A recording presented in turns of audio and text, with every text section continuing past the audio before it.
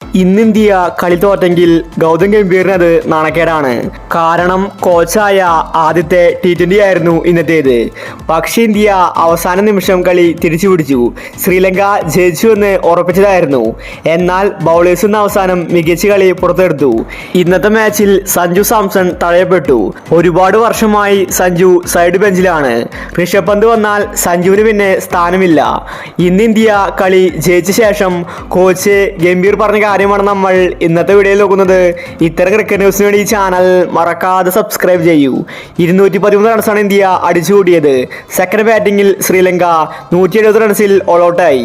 ഇന്ന് ഇന്ത്യ ജയിച്ച ശേഷം കോച്ച് ഗംഭീർ പറഞ്ഞത് ഇങ്ങനെയായിരുന്നു: ഇന്ത്യൻ ടീം ഇന്ന് മികച്ച കളിയാണ് കാഴ്ചവെച്ചത്.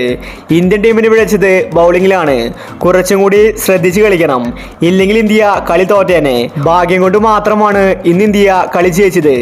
അടുത്ത പ്രാവശ്യം ഇതുപോലെ കളിപ്പിക്കാൻ ഞാൻ അനുവദിക്കില്ല. കുറച്ചും കൂടി നല്ല രീതിയിൽ ഇന്ത്യൻ ടീം ബൗൾ ചെയ്യണം. ശ്രീലങ്ക ഇന്ന് മികച്ച കളിയാണ് കാഴ്ചവെച്ചത്, പ്രത്യേകിച്ച് നിസംഗ. ഇന്നത്തെ മാച്ചിൽ സഞ്ജുവിന് അവസരം കിട്ടിയിട്ടില്ല. അടുത്ത മത്സരത്തിൽ സഞ്ജുവിന് ഞങ്ങൾ ഇറക്കുന്നുണ്ട്. സഞ്ജുവും ഋഷഭ് പന്തും പ്ലേയിങ് 11-ൽ ഉണ്ടായിരിക്കും. ഇന്നത്തെ മാച്ചിലെ തെറ്റുകൾ ഞങ്ങൾ കണ്ടെത്തി. അടുത്ത മത്സരത്തിൽ ഇതിനേക്കാൾ ശക്തമായിട്ട് തിരിച്ചു വരുമെന്ന് ഗംഭീർ വ്യക്തമാക്കി. ശരിക്കും ഇന്ന് ഇന്ത്യ ഭാഗ്യം കൊണ്ട് ജയിച്ചതാണ്. ശ്രീലങ്ക ശരിക്കും വെള്ളം കുടിപ്പിച്ച് കളഞ്ഞു. 150 റൺസ് 15 ഓവറിൽ ശ്രീലങ്കയും നേടിയിട്ടുണ്ടായിരുന്നു. പിന്നീട് ഇന്ത്യ ബൗളിങ്ങിൽ കളി തിരിച്ചു പിടിച്ചു. നിസംഗിയാണ് ഇന്ത്യൻ ടീമിന് പണിയായത്. ഇന്നത്തെ മാച്ചോടുകൂടി ഇന്ത്യ ഒരു കാര്യം പഠിച്ചു: ശ്രീലങ്കയെ ചെറുതായിട്ട് കാണാൻ സാധിക്കില്ല. അടുത്ത മാച്ചിലെങ്കിലും സഞ്ജുവിന് അവസരം കിട്ടുമെന്ന് നമുക്ക് കരുതാം. എപ്പോഴും സഞ്ജുവിനെ സൈഡ് ബെഞ്ചിലാണ് ഇരുത്താറ്. ഇത് മനഃപൂർവ്വമാണെന്നാണ് ആരാധകർ പറയുന്നത്. സഞ്ജു മികച്ച ഒരു പ്രതിഭയുള്ള കളിക്കാരനാണ്.